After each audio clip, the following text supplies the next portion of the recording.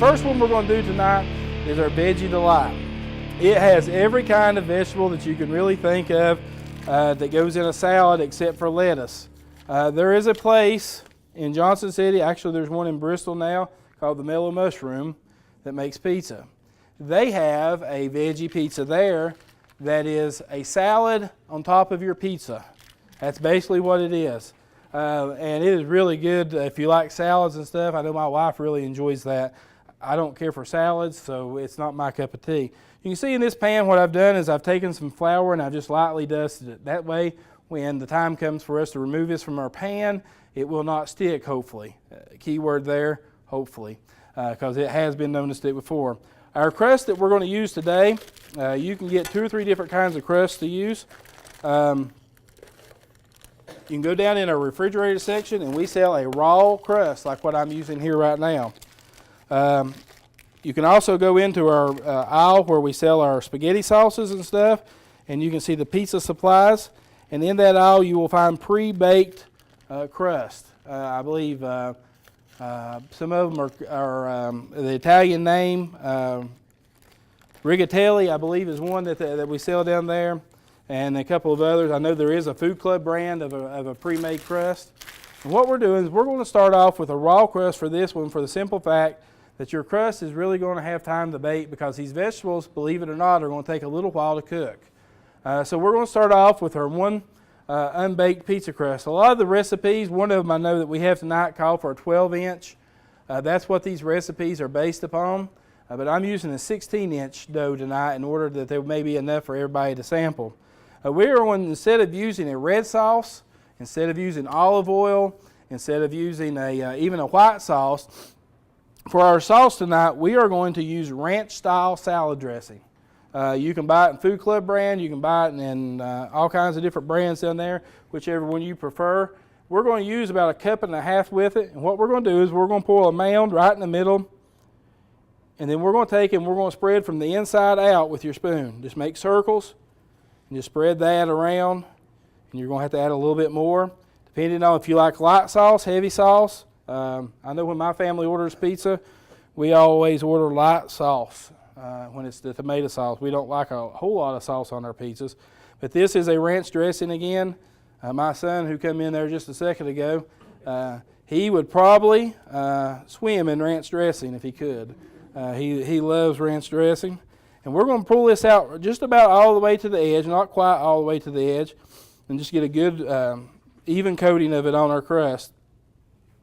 Then the next thing we're going to do is we're going to add some of our cheddar cheese.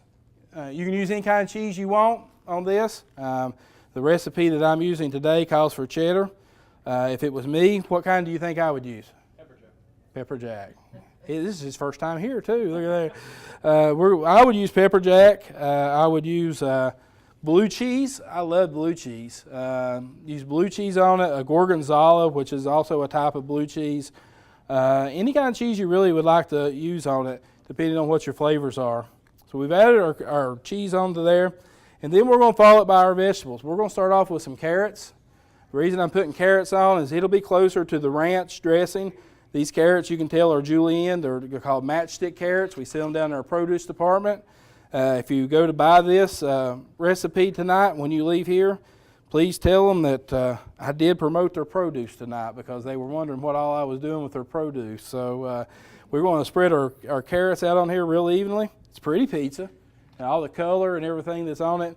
You know, they say we eat with our eyes first. So one of the things I wanted to leave till the time we do it is our cauliflower. You can see I've chopped some of it up.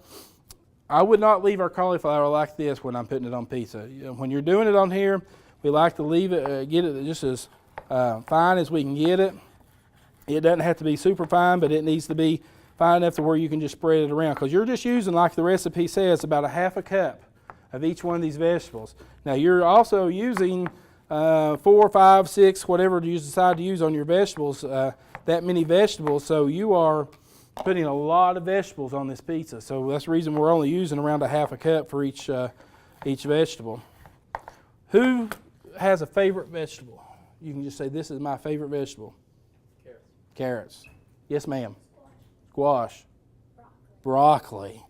This is the broccoli girl here. So I saw a hand go up in the back there somewhere.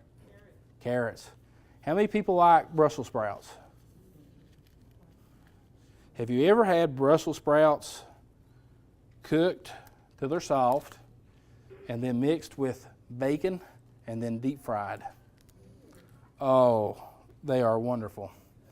I made them one day down in our hot bar, and we had to make them all day because everybody wanted them. I don't know how the word got out that we had great Brussels sprouts, but that day they really went out the door. So we've added that, and our broccoli is the same way. Our broccoli and cauliflower kin, yeah, they come from the same family. Also, how many people have ever seen white broccoli? We get broccoli in here sometimes, and where our stems on these are really green, all the stems on our broccoli, especially in the wintertime, they come in, they're white. And I had never seen it either until this past year. And so we're going to just put a real fine chop on this broccoli. If you like your little florets, something like this, kept about like this, go ahead, by all means, leave it like that. It just depends on how you like it. So we got a rough chop on that and got it looking good. Then we're going to transport it over here to our pizza. Where does the white broccoli you're talking about come from in the winter? I do not know. I honestly do not know. The first time it ever come in, they had stems laying over there, and I thought it was cauliflower because of the way it looked. And it wasn't. It was, sure enough, it was broccoli. I do not know. It may come out of Florida. A lot of our produce in the wintertime come out of Florida. Yes, sir.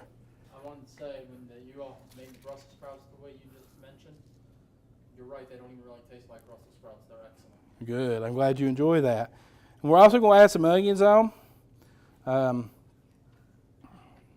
My dear wife would not be able to eat this pizza just because of the raw onions. And when you cook them in the oven, okay, they're going to cook somewhat. I see a lot of you curling your nose up. You would rather I left the onions off, wouldn't you? No, everybody, who's a big onion fan here? Put the onions on there, they say.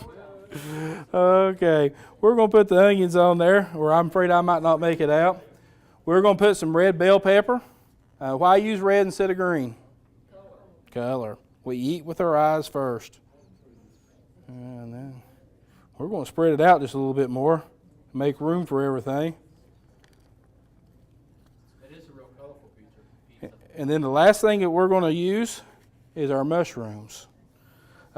These mushrooms, I'm going to pull a pack out that I haven't opened up to show you something.